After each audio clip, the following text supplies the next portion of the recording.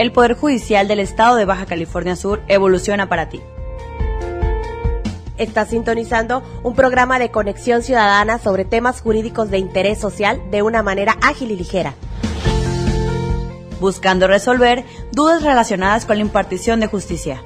Esto es Hablemos de Justicia. Comenzamos. Hola, ¿qué tal? Muy buenas tardes. Les damos la más cordial de las bienvenidas. Estamos en Hablemos de Justicia, un programa del Poder Judicial del Estado de Baja California Sur, transmitido en coordinación con el Instituto Estatal de Radio y Televisión. Los saluda Livia Vázquez, directora de Comunicación Social del Poder Judicial del Estado, y en ausencia de mi compañera, la consejera Ligia Patricia Muñoz Peña, nos acompaña la licenciada Virginia Rivera Calderón, secretaria técnica del Consejo de la Judicatura del Estado. Buenas tardes, Virginia. Gracias de nueva cuenta por estar con nosotros. Hola, buenas tardes, Livia. Es un placer. Muchas gracias. Hola, buenas tardes, amigas y amigos, radioescuchas. Bienvenidos a este programa tan importante que es Hablemos de Justicia. Estamos transmitiendo ahorita por la frecuencia 99.1 FM y por el 1050 de amplitud modulada, que a partir de este momento y durante los próximos 30 minutos usted puede comunicarse con nosotros al teléfono 12-223-28 y además de ponerse en contacto con nosotros a nuestros correos que les voy a describir con minúscula: hablemosdejusticia@hotmail.com y hablemosdejusticia@tribunalbcs.gov.mx. Contáctenos, sugiéranos los temas de su interés, por favor. Y además, Virginia, también recordarles la página de Facebook, la página oficial del Tribunal Superior de Justicia, que usted se encuentra como H. Tribunal Superior de Justicia del Estado de Baja California Sur. Bien, vamos a empezar. El día de hoy vamos a ver el tema, lo que es gestión de conflictos, para lo cual es un placer de verdad grandísimo tener con nosotros al doctor Alejandro Nato.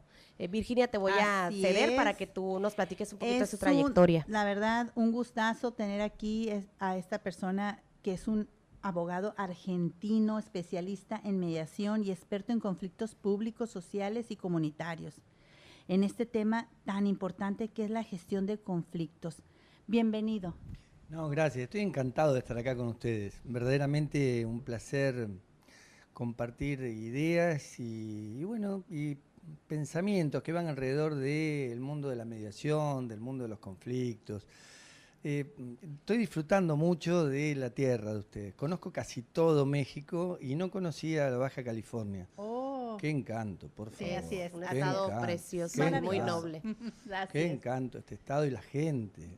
Su pueblo, qué lindo pueblo que tienen. Estuve charlando con muchas personas, me encantó, me encanta la calidez humana que hay acá. Estuvo con nosotros en el Congreso, 18º Congreso Nacional de Mediación hace algunas semanas, ¿verdad? Sí, así es. Estuve con ustedes y la verdad que tuvieron una capacidad organizativa fantástica. Yo quiero decirles que estoy sorprendido porque en comparación con otros, todo estuvo bien, todo los que fueron las ponencias, los espacios para quienes venimos de afuera y al mismo tiempo nos encontramos con ámbitos para reflexionar, para debatir, foros de debate para que la gente pudiera opinar. Fue altamente concurrido y muy participativo. Muy participativo. Así muchos, es. Qué bárbaro, muchos estudiantes incluso participaron también con una avidez, con una fuerza, unas ganas. Con mucho interés, ¿verdad? Sí, un gusto. Qué lindo ver jóvenes con vocación. Y Excelente, esto es lo que se notó también en este congreso. Qué bueno que es testigo y partícipe de este congreso que nos dejó un agradable sabor de boca y una aportación social importante por parte del Poder Judicial. Así es. Bueno, pues vamos a iniciar. Usted, experto en conflictos. ¿Qué nos puede hablar? Casi nada, sí, la verdad. Muy amplio. ¿Qué nos pudiera hablar acerca de los conflictos? ¿Cómo se manifiestan en la sociedad? Platíquenos usted, que es el experto. Sí, con gusto. En verdad la sociedad, hay que ver qué tipo de sociedad hablamos, cuando hablamos de sociedad, y a qué nos referimos en los conflictos. Los conflictos son naturales, pero al mismo tiempo son parte de cómo cada uno los vive. yo conozco muy poca gente que diga, qué lindo, tengo un conflicto, el conflicto es una oportunidad. Estoy fascinado, me encanta. Voy a aprender algo. Voy a aprender de este conflicto. No. Claro, quienes trabajamos en esto creemos que sí. Sí se aprende. Pero una cosa es aquellos que nos dedicamos a esto y otra cosa es el que vive el conflicto. Así Incluso es. Uno mismo. Hace ratito yo andaba renegando, sí, claro. Es cierto. Así es. Acá antes, nadie sabe, pero antes que empecemos a hablar, me estaban contando un conflicto particular. Sí. Una de ustedes, voy a ser claro. Sí, y estaba no con una bronca. Estaba enojada yo. Claro, y las emociones aparecen, no hay manera que no aparezcan. Así es. ¿Y cómo las maneja uno? Claro, pero no es lineal, no puedo decir, yo voy a hacer... No hay una receta exacta. Una persona que antes era de un modo y ahora paso a ser de otro. Uno puede cambiar muchas cosas, pero lo que no puede cambiar es algún grado de temperamento en cuanto a una acción que genera una reacción, una tensión, una fricción, cómo me impacta determinado tipo de actitud y al mismo tiempo cómo me impacta el sistema. Por eso cuando empezábamos esta conversación, yo quería hablar de qué tipo de sociedad. Y en este sentido, tenemos violencias, tenemos desigualdades, hay una lógica medio perversa en cuanto a que entre todos mismos luchamos por tener un lugar mejor dentro del peldaño social en el que nos encontramos, y esto es caiga quien caiga. Tenemos una sociedad que tiende más hacia la individuación, individualismo, con las lógicas del consumo de la sociedad en la que vivimos y con la cultura del consumo que implica vivir en esta sociedad, con los que pueden consumir y con los que no pueden consumir dentro de un mismo sistema social, y con un grado de solidaridad cada vez más escueto. Cuando hablo de individualismo, consumismo, naturalmente tengo que poner esto que antes tenía un valor, que era la comunidad, la sociedad que se ocupaba del de al lado. Y bueno, todo esto tiende más hacia un camino, hacia la coexistencia, o sea, cada uno en su lugar, y mejor no toparme con el otro, que una sociedad integrada por todos. Y de aquí surgen naturalmente ciertos conflictos que son parte de la vida cotidiana. Son parte de lo que el mismo sistema nos impone como mecanismos de relación. O sea, yo cuando... De sobrevivencia. Claro, a ver, la sobrevivencia y también las exigencias del sistema para seguir estando dentro del sistema. Y esas exigencias del sistema aparecen algunas figuras, como el otro me puede hacer daño, el otro me genera inseguridad, alguna paranoia colectiva frente a qué tipo de alteridad, qué tipo de otredad, qué personas son aquellas características que podrían llegar a ser caracterizadas. Empiezan los estereotipos, con las etiquetas, los rótulos, las estigmatizaciones, a eso le agregamos las discriminaciones, y entre todos, entre este caldo de cultivo en el cual estamos todos los días, compartiendo la vida, aparecen lógicamente estas grietas funcionales que naturalmente las aceptamos como parte de nuestra vida y que realmente las deberíamos estar racionalizando permanentemente porque no estamos llevando una vida muy comunitaria que digamos. Y al no tener una vida comunitaria que digamos, aparecen los conflictos como atravesando toda esta cuestión social. Y uno dice, ¿qué me dicen los conflictos? Bueno, ¿qué tipo de conflictos? ¿En qué ámbito los conflictos? ¿Qué tipo de conflictos tenías vos cuando llegaste acá y dijiste, a mí me pasa esto? Y venías ofuscada, venías con un tema. Claro que eso lo cargas en tu mochila, según como lo administres vos. Hay cosas que te pesan más en tu mochila que otras, no todas son iguales. Esos pesos... Y no todas las personas son iguales, entonces el conflicto tiene un efecto distinto para cada quien. Y a eso te agrego algo más. Tenemos todos ambigüedades, opacidades y contradicciones. Fortalezas y debilidades. Aparte, pero todos somos medio ambiguos. Por más que creamos que somos de determinada forma, tenemos contradicciones, somos medios oscuritos en algunas cosas. Todos. Guardamos y algo. Todas tenemos esta característica. Así es. Entonces, no somos seres humanos lineales. No es que trazamos una línea en la vida y decimos, yo tengo una conducta perfecta, ética. Miren, yo soy profesor de Derecho desde hace muchos años y les enseño a mis alumnos esto. ¿Quién no infringió la ley alguna vez en la vida? Y todos levantan la mano como que no. Entonces empiezo a preguntar cosas y todos empiezan a bajar la mano. Que hemos naturalizado y no las vemos. Claro, así es. Claro, y me quedo con el aula con todas las manos abajo. Porque en definitiva, hasta cosas que sabemos que no están bien, las hacemos igual.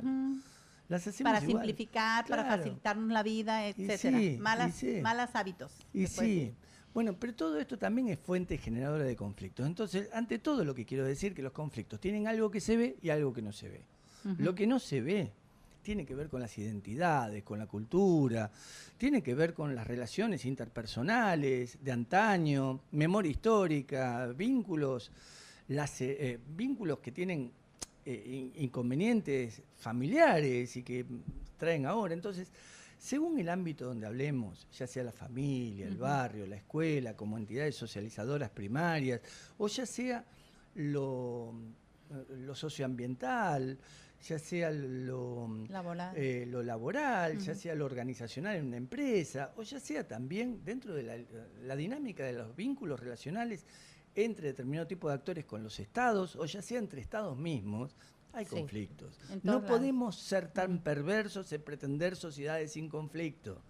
Porque si hay desigualdades, es lógico que haya conflictos.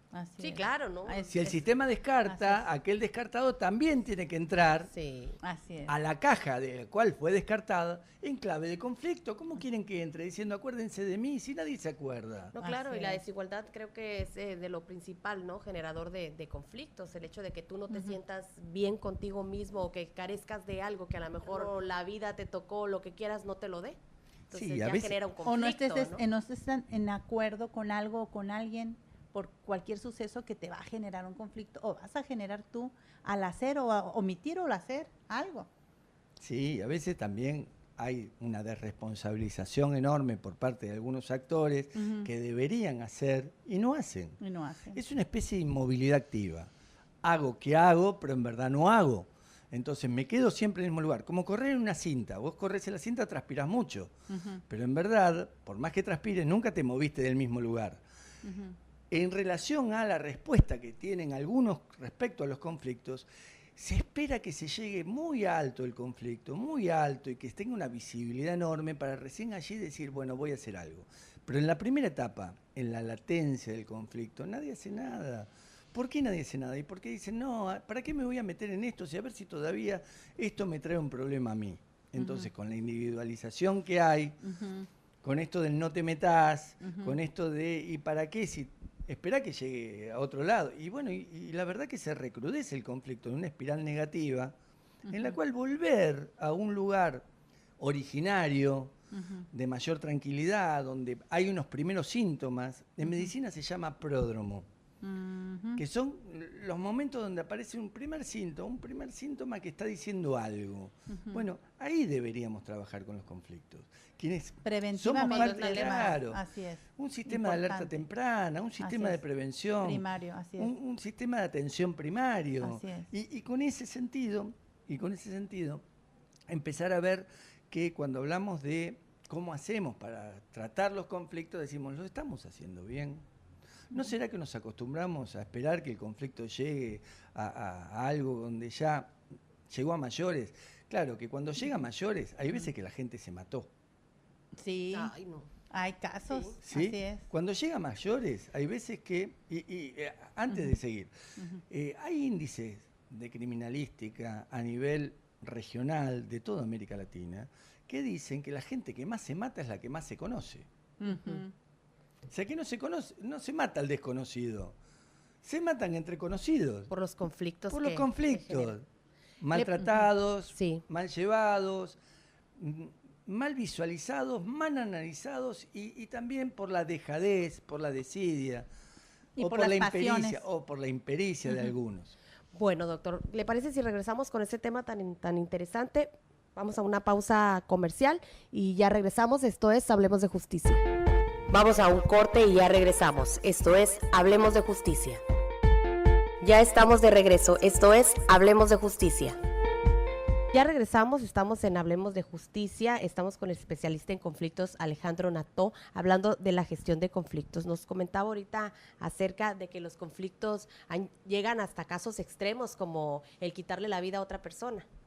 Sí, y para colmo los abogados nos enseñaron a llamar a esto como si fueran temas menores, temas de menor cuantía.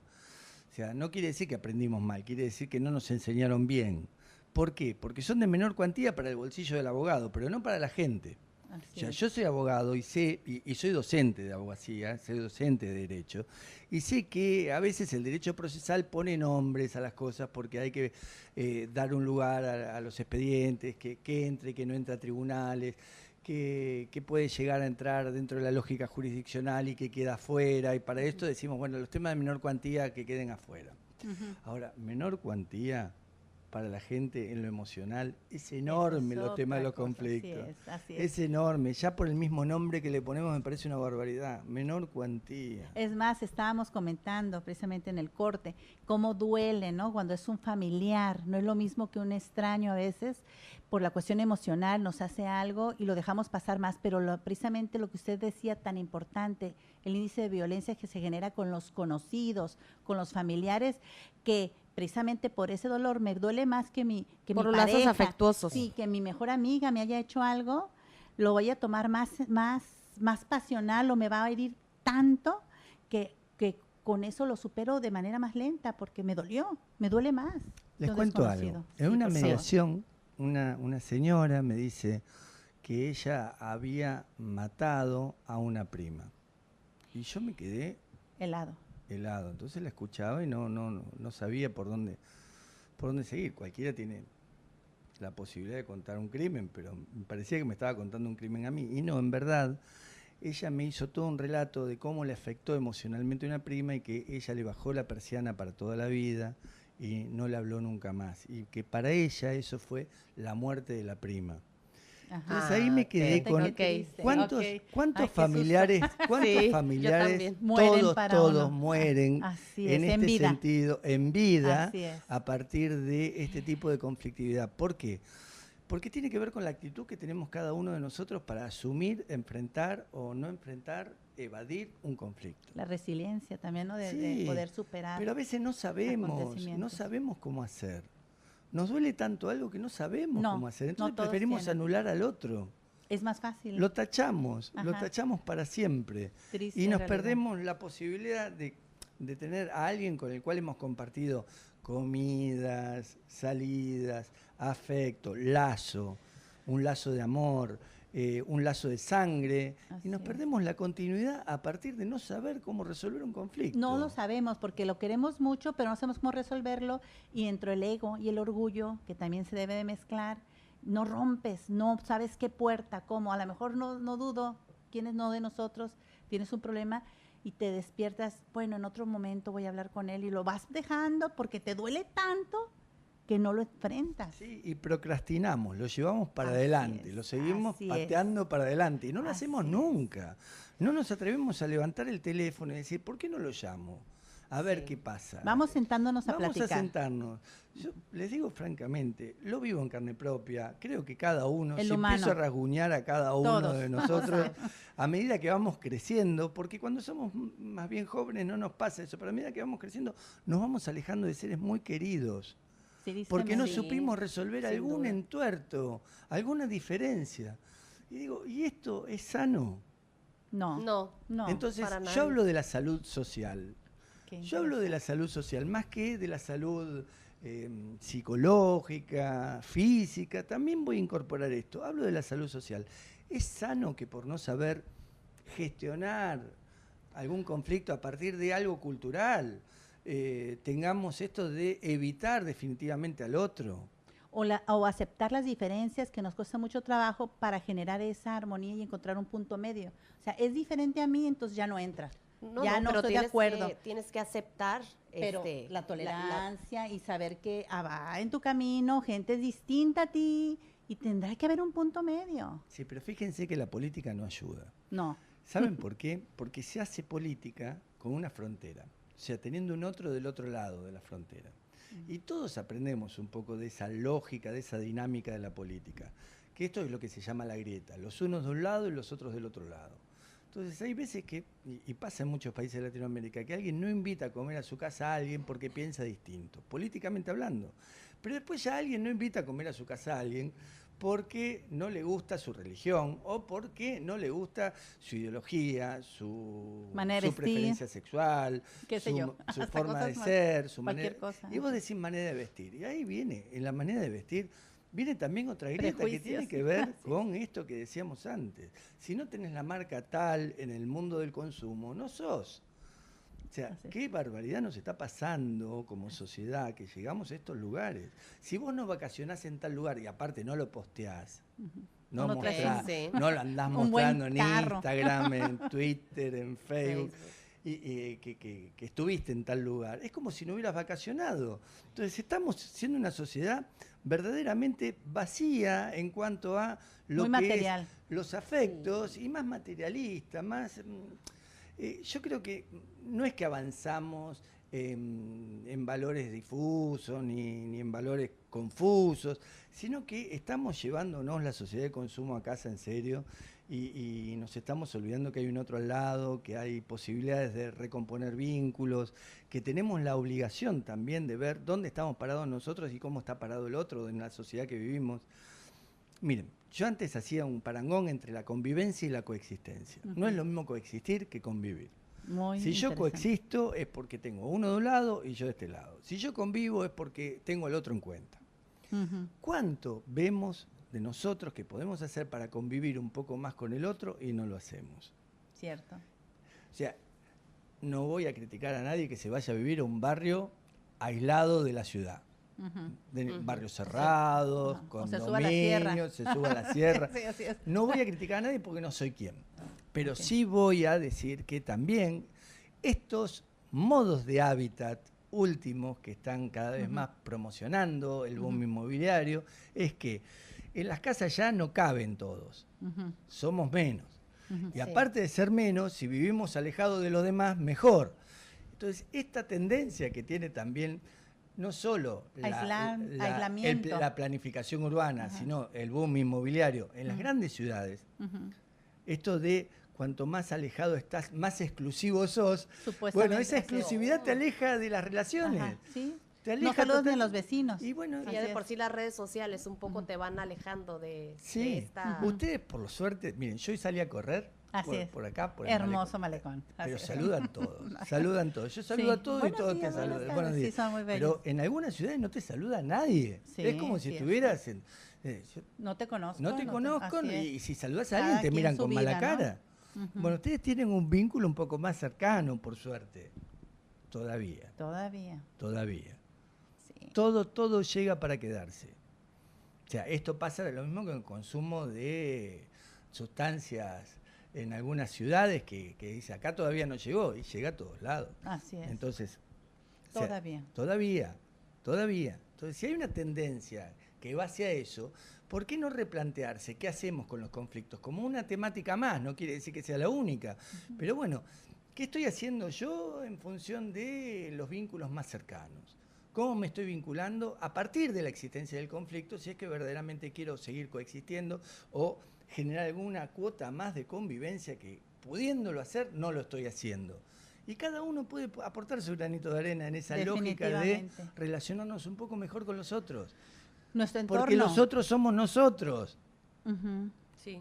Y es ping-pong, o sea, no puede ser exclusivo, tienes que coexistir y convivir. Los conflictos se pueden reencaminar. Sí, y en este Congreso Nacional de Mediación que estamos llevando adelante aquí, que se llevó adelante aquí, que hemos vivido aquí, que tenemos la posibilidad de compartir con los oyentes, la verdad es que se estuvo charlando sobre qué hacer con los conflictos.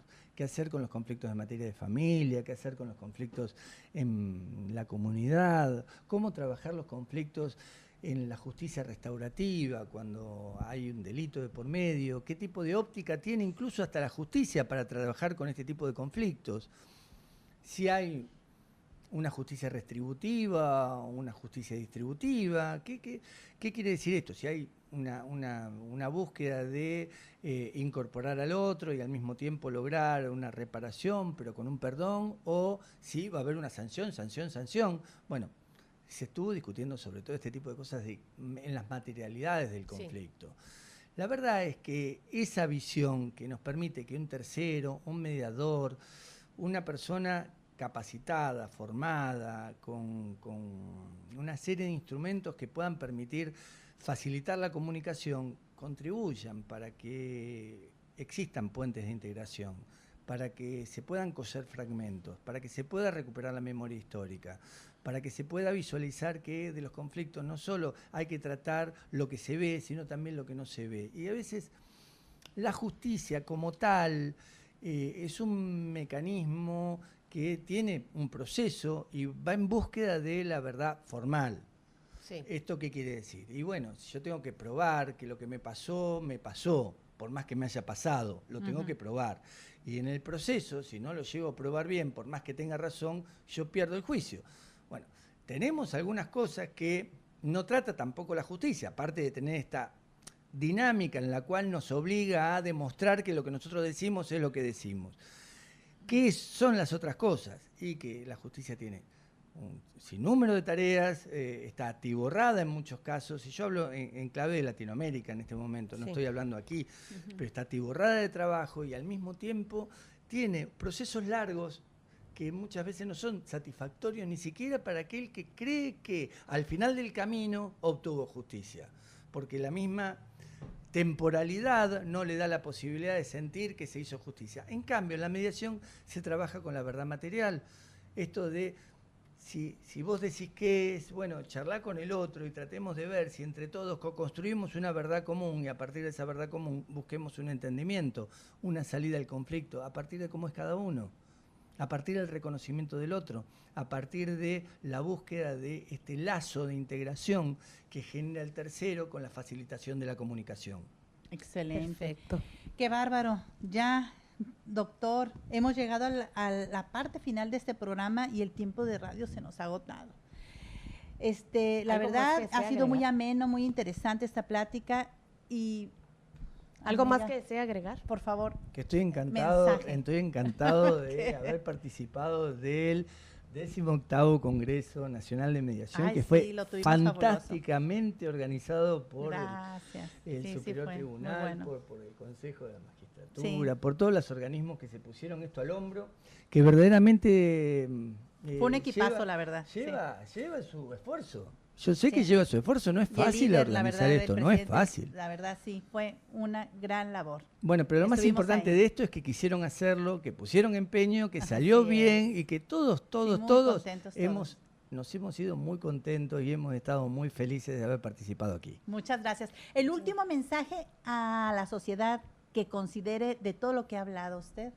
Sí, si alguno tiene un conflicto y puede hacer algo para encararlo, tiene dos posibilidades, o seguir evitándolo o enfrentarlo un poquito más. Yo siempre hago una tabla de 1 a 10. Perfecto. Me digo, ponete un número. ¿En qué número vos querés estar? ¿En qué número crees que estás? De 1 a 10. 1 es evitar, 10 es enfrentar. Y con algunos conflictos uno está en el 1 y el 2. Bueno, ¿y por qué no empezás a avanzar algunos casilleros a ver si te acercás un poco más al enfrentar? Porque si enfrentás, posiblemente vos mismo, sin un tercero, te sorprendes, sin un mediador, te sorprendas de lo que vos podés hacer marcando un número de teléfono. Ajá, y a lo mejor tienes una respuesta que creías que no ibas a tener y va a ser positiva. Claro. Excelente. Muchas gracias. Bueno, pues excelente, muy muchísimas gracias por estar con nosotros en Hablemos de Justicia. Despedimos al doctor Alejandro Nató y pues nos despedimos también de ustedes. Gracias por acompañarnos un miércoles más. Se despide Livia Vázquez. Y así es, Virginia Eunice Rivera Calderón. La verdad, fue un placer y les deseo que tengan muy bonita semana. Hasta la próxima. Esto fue Hablemos de Justicia, un programa del Poder Judicial del Estado de Baja California Sur en coordinación con el Instituto Estatal de Radio y Televisión.